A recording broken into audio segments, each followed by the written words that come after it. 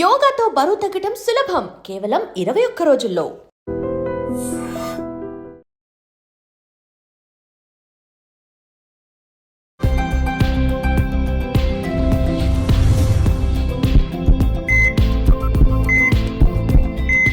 నమస్తే, welcome to healthy conversations with iDream media. నేను మీ Jhansi. So ఈరోజు మనతో ఉన్నారు డాక్టర్ మాలిక్ సింగారాజ్ గారు, senior consultant radiation oncologist, cancer specialist కూడా. మరి ఈరోజు ఒక మంచి టాపిక్ గురించి ఇన్ఫర్మేషన్ తెలుసుకునే ప్రయత్నం చేద్దాం. Hi sir. నమస్తే సార్, ఎలా ఉన్నారు? ఫైన్ అమ్మా. సో ఎంట్రోమిక్ వ్యాక్సిన్ గురించి ఇప్పుడు చాలా ఎక్కువగా వినిపిస్తోంది. క్యాన్సర్ కోసం ఈ వ్యాక్సిన్ అనేది ఒకటి వచ్చింది అని చెప్పి, అసలు ఏంటి సార్ ఈ వ్యాక్సిన్ ఏంటి? కరోనా టైంలో మనం చూసాం సమ్ కోవాక్సిన్, కోవిషీల్డ్ అని, అలాంటిదేనా? ఇది ఎలా పనిచేస్తుంది?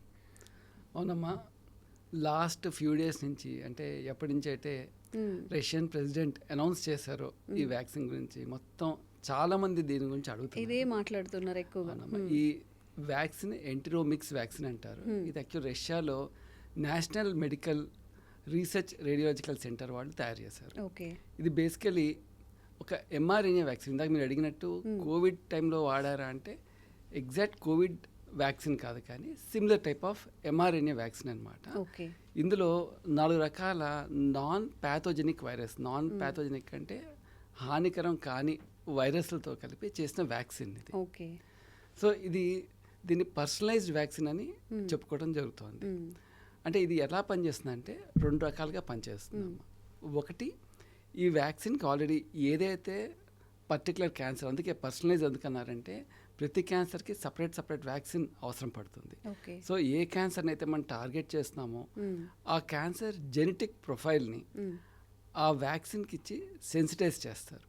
తర్వాత మన శరీరంలో ప్రవేశించిన తర్వాత వ్యాక్సిన్, అంటే యూజువల్గా వ్యాక్సిన్స్ మీరు చూసుంటారు, కోవిడ్ వ్యాక్సిన్స్ అనేది మనకి ఇంట్రామస్కులర్ ఇస్తారు, అలాగే చేతికి ఇచ్చే వ్యాక్సిన్ అనమాట. ఆ వ్యాక్సిన్ బాడీలో ప్రవేశించిన తర్వాత క్యాన్సర్ సెల్స్ని ఐడెంటిఫై చేసి, అంటే ఒకసారి క్యాన్సర్ సెల్స్కి ఎక్స్పోజ్ అయిన తర్వాత అది ఏం చేస్తుందంటే మన బాడీలో ఇమ్యూన్ రెస్పాన్స్ని ఎన్హాన్స్ చేస్తుంది. అంటే ఒక విధంగా చెప్పాలంటే మన బాడీలో ఉన్న రోగ నిరోధక శక్తిని పెంచుతుంది. అంటే మన బాడీలో టీ సెల్స్ అంటే రకరకాల సెల్స్ ఉంటాయి, CD4, CD8 సెల్స్ అని ఉంటాయి. అంటే మన బాడీలో ఉన్న హానికారకమైన ఇన్ఫెక్షన్స్ కానీ క్యాన్సర్స్ కానీ, అంటే మన బాడీకి డేంజరస్ సెల్స్ మీద పనిచేస్తాయి. కానీ చాలాసార్లు ఏం జరుగుతుందంటే క్యాన్సర్లో ఇవి క్యాన్సర్ సెల్స్ని గుర్తించలేకపోతూ ఉంటాయి ఒక్కసారి. సో ఈ వ్యాక్సిన్ అనేది ఆ క్యాన్సర్ని ఐడెంటిఫై చేసి మన బాడీ ఇమ్యూనిటీని యాక్టివేట్ చేసి దాన్ని టార్గెట్ చేసి మన బాడీలో సెల్స్నే వాటి మీద ప్రయోగించేలా చేస్తుంది అనమాట. ఇంకో రెండో పద్ధతి ఏంటంటే ఇందాక చెప్పాను ఆల్రెడీ 4 నాన్ ప్యాథోజెనిక్ వైరసెస్ ఉన్నాయని, డైరెక్ట్గా ఆ వైరసెస్తో ఆంకోలైసిస్ అంటారు, డైరెక్ట్గా క్యాన్సర్ సెల్స్ మీద కూడా అటాక్ ఇచ్చే అవకాశం ఉంది. అందుకే దాన్ని పర్సనలైజ్డ్ వ్యాక్సిన్ అంటాం జరుగుతుంది.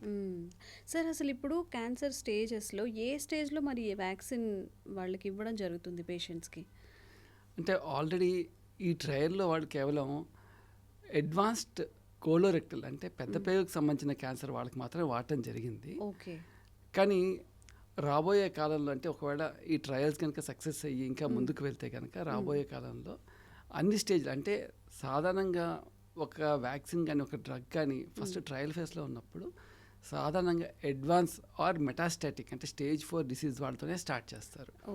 ఒకవేళ సక్సెస్ అయిన తర్వాత స్టాండర్డ్ కీమోథెరపీతో పాటు ఎడ్జువెంట్ థెరపీ అంటారు, అంటే ఆపరేషన్ తర్వాత కానీ మెయిన్ ట్రీట్మెంట్తో పాటు కీమోథెరపీతో పాటు ఇచ్చేదాన్ని ఎడ్జువెంట్ థెరపీ అంటారు. సో మెయిన్ ఎడ్జువెంట్ థెరపీతో పాటు ఇచ్చే అవకాశం ఉంది. అలాగే వేరే క్యాన్సర్స్ కూడా ఇచ్చే అవకాశం ఉంది. ప్రస్తుతం అయితే వీళ్ళు దీంతో పాటు గ్లయోబ్లాస్టోమా అంటే ఒక రకమైన బ్రెయిన్ క్యాన్సర్, అంటే ఫాస్ట్గా గ్రో అయ్యే ప్రమాదకరమైన బ్రెయిన్ క్యాన్సర్, అలాగే మెలనోమా అన్న క్యాన్సర్కి ట్రయల్స్ స్టార్ట్ అవుతున్నాయి. అవి కూడా సక్సెస్ అయితే మేబీ గోయింగ్ ఫార్వర్డ్ అన్ని క్యాన్సర్స్ కూడా వచ్చే అవకాశం ఉంది. ఇది సక్సెస్ అయితే మిగతా క్యాన్సర్స్ కూడా ట్రీట్మెంట్ స్టార్ట్ తీసుకునే అవకాశం ఉంది. ఓకే సార్, మనం ఏ వ్యాక్సిన్ గురించి మాట్లాడుకున్నా కానీ సమ్ ప్రోస్ అండ్ కాన్స్ ఉంటాయి. దీనివల్ల ఏమైనా సైడ్ ఎఫెక్ట్స్ వచ్చే అవకాశం ఉంటుందా?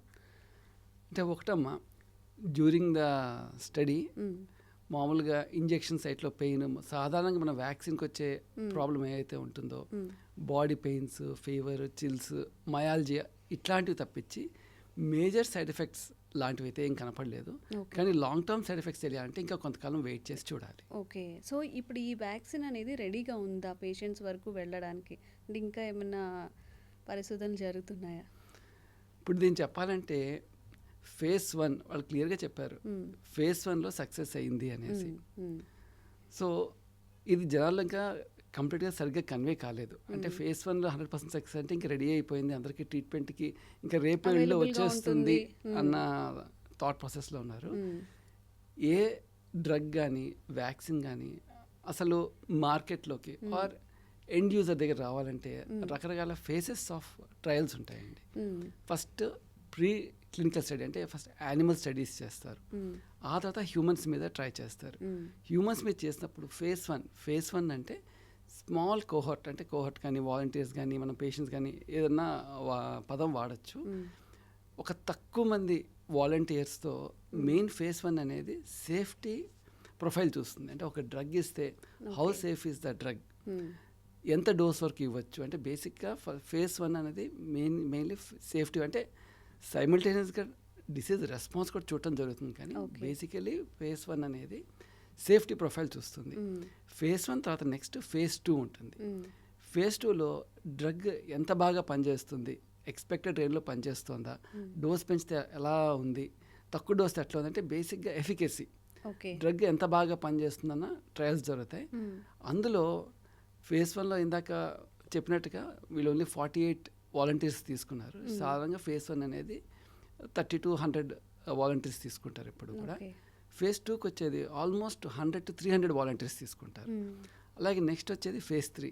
ఫేజ్ 3లో ఆల్మోస్ట్ 500 to 1000 వాలంటీర్స్ రిక్రూట్ చేస్తారు. ఇందులో ఏముంటుందంటే ఎగ్జిస్టింగ్ స్టాండర్డ్ థెరపీ దాంతో ఈ కొత్త మందిని కంపేర్ చేస్తారు.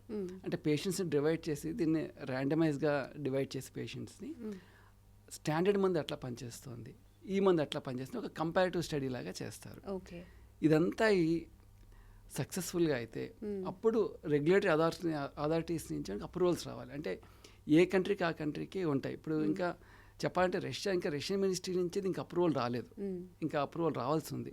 అలాగే అమెరికాలో FDA అంటారు, మన దేశంలో కూడా DCG, అంటే ఏ కంట్రీకి ఆ కంట్రీ డ్రగ్ కంట్రోల్ అథారిటీ ఉంటుంది, వాళ్ళ అప్రూవల్స్ రావాలి. అది వచ్చి మార్కెట్లోకి వచ్చి ప్రజలు వాడటం మొదలుపెట్టిన తర్వాత నెక్స్ట్ ఇంకొకటి ఉంటుంది, ఫేజ్ 4 స్టడీ అంటారు. దాన్ని రియల్ వరల్డ్ సినారియో అంటారు, ఆర్ పోస్ట్ మార్కెట్ సర్వేలెన్స్ అంటారు. అందులో ఏమవుతుందంటే ఈ డ్రగ్ యొక్క లాంగ్ టర్మ్ సైడ్ ఎఫెక్ట్ ఎట్లా ఉంది, యాక్సెప్టెన్స్ ఎట్లా ఉంది, దీని సైడ్ ఎఫెక్ట్ ఎట్లా ఉంది అనేది కొంచెం లాంగ్ టర్మ్ స్టడీ చేస్తారు. అంటే ఇన్ని ఫేసెస్ ఉంటాయండి. సో ప్రస్తుతం జరిగింది ఓన్లీ ఫేజ్ 1 మాత్రమే. ఇంకా మార్కెట్లోకి వచ్చి మనం వాడాలంటే ఇంకా చాలా టైం పడుతుంది. సో దీన్ని మనం ఒక ఈ ఎంట్రోమెటిక్ వ్యాక్సిన్ని ఒక గేమ్ చేంజర్గా మనం చూడొచ్చు. అసలు మన ఇండియాలో ఇప్పుడు రష్యాలో జరుగుతుందని చెప్తున్నారు. ఇండియాలో అవైలబిలిటీ అండ్ ఇంపార్టెన్స్ అనేది ఎంత ఉంది సార్? ఈ న్యూస్ వచ్చిన దగ్గర నుంచి మొత్తం print media, electronic media, even social media, everywhere this big buzz create.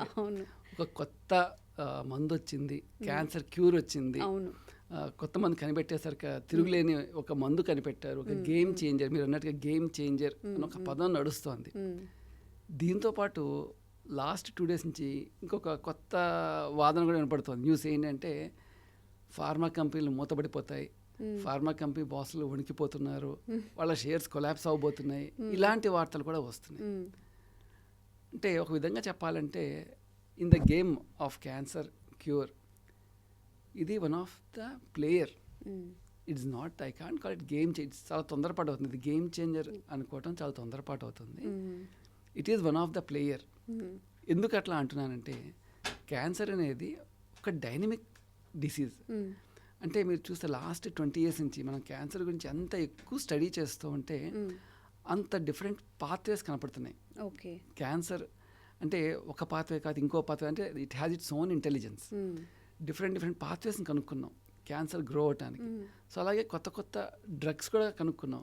అంటే మీరు చాలా మంది వింటూ ఉంటారు టార్గెటెడ్ థెరపీ అని, ఇమ్యూనోథెరపీ అని, అలాగే HER2 blockers, VEGFR blockers, tyrosine kinase inhibitors, PDL1, అంటే ఇంకా there is a big list అనమాట. అంటే డిఫరెంట్ పాత్వేస్ని బ్లాక్ చేయడానికి డిఫరెంట్ డ్రగ్స్ వస్తూనే ఉన్నాయి. అయినా కూడా క్యాన్సర్ని కొత్త పాత్వేస్ కనుక్కుంటూనే ఉంటుంది.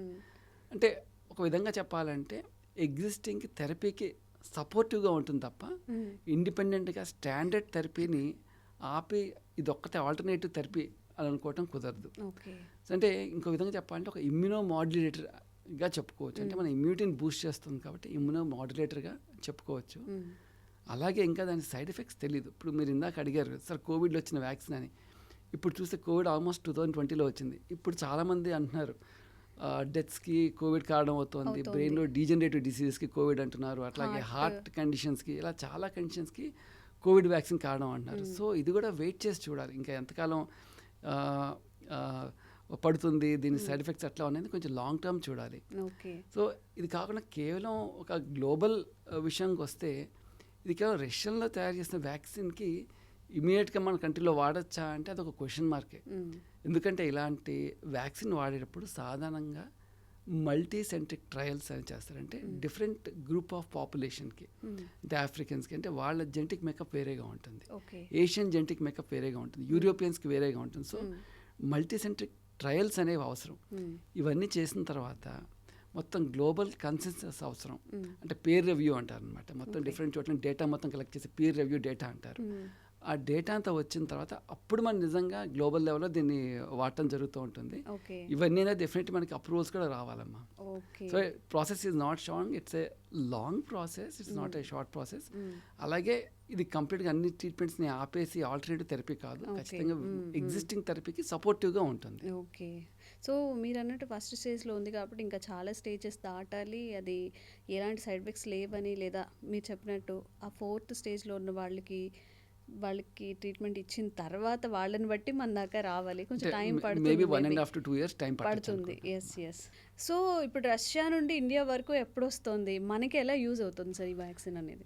డెఫినెట్లీ అమ్మ, మీకు ఎంత ఆత్రం ఉందో మీ అందరం కూడా అంతే ఆత్రంతో ఎదురు చూస్తున్నాం. ఎందుకంటే డే బై డే మన దేశంలో క్యాన్సర్ సంఖ్య పెరుగుతోంది. ముఖ్యంగా 45 years కంటే తక్కువ వయసులో ఉన్న వాళ్ళలో క్యాన్సర్ సంఖ్య చాలా ఎక్కువగా ఉంది. సో ఖచ్చితంగా మన దేశంలో ఉపయోగపడుతుంది. అయితే ఇందాక చెప్పినట్టుగా ఫస్ట్ మన దేశంలో రావడానికి మన ప్రాపర్ అప్రూవల్స్ రావాలి. సెకండ్ థింగ్, మనం ఎలాగ Covid vaccine, cervical cancer vaccine చూసాము, అట్లాగే మన దేశంలో కూడా ఖచ్చితంగా మనం కూడా తయారు చేసిన అవకాశం ఉంది. సో బయట నుంచి ఇంపోర్ట్ చేయడమే కాకుండా ఆఫ్టర్ ఫ్యూ ఇయర్స్ మనం కూడా తయారు చేసే అవకాశం ఉంది. ఖచ్చితంగా మన దేశంలో బాగా ఉపయోగపడుతుంది. ఇప్పుడు అంటే మన ఇండియాలో అలాంటి దానికి సంబంధించిన వ్యాక్సినేషన్కి సంబంధించిన పరిశోధనలు ఏమైనా జరుగుతున్నాయమ్మా. ఖచ్చితంగా ఇండియా కూడా ఇప్పుడు మెడికల్ రీసెర్చ్లో వెనకపడలేదు, జరుగుతున్నాయి. రిజల్ట్స్ బయటకు వచ్చినప్పుడు ఖచ్చితంగా అనౌన్స్మెంట్ జరుగుతుంది. ఓకే. నిజంగా కోవిడ్ అంటే వ్యాక్సినేషన్ వల్ల వచ్చిన సైడ్ ఎఫెక్ట్స్ గురించి ఇప్పుడు మాట్లాడుతున్నాం, కానీ ఆ టైంలో అది చాలా మంది ప్రాణాలను కాపాడింది. సో ఇది ఈ వ్యాక్సినేషన్, క్యాన్సర్కి సంబంధించిన వ్యాక్సిన్ కూడా మన ఇండియాలో రావాలి త్వరగా, అందరికీ అది అందాలి అని కోరుకుందాం sir. Thank you so much. Thank you. Sir, one life lesson what medicine has taught you. Whatever you can do without expecting. But I really believe మన పాజిటివ్ యాటిట్యూడ్ ఉంటేనే మనం ఏదైనా సాధించగలం. గట్ని మనం కరెక్ట్గా డీల్ చేసినట్లయితే అది మనకి పాజిటివ్ హార్మోన్స్ని రిలీజ్ చేస్తుంది. షుగర్ వచ్చిన వాళ్ళ పరిస్థితి ఏంటి? పొట్ట దగ్గర పెరిగితే దాన్ని ఆండ్రాయిడ్ అంటారు, ఆండ్రాయిడ్ ఫోన్ కదా. అసలు థాట్స్ ఎందుకు వస్తాయి? బ్రెయిన్ డెడ్ అంటే దానికి ప్రపంచం అంతా కూడా కొన్ని నిర్దిష్టమైనటువంటి లక్షణాలు ఉన్నాయి. మానసికంగా ధైర్యంగా ఉంటే క్యాన్సర్ జయించవచ్చు. You are a doctor for a cause, sir. అంతే. వాళ్ళకు వచ్చిన ఆదాయం కాకుండా ఫ్రీ సర్వీస్ ఎంతమందికో చేస్తారు.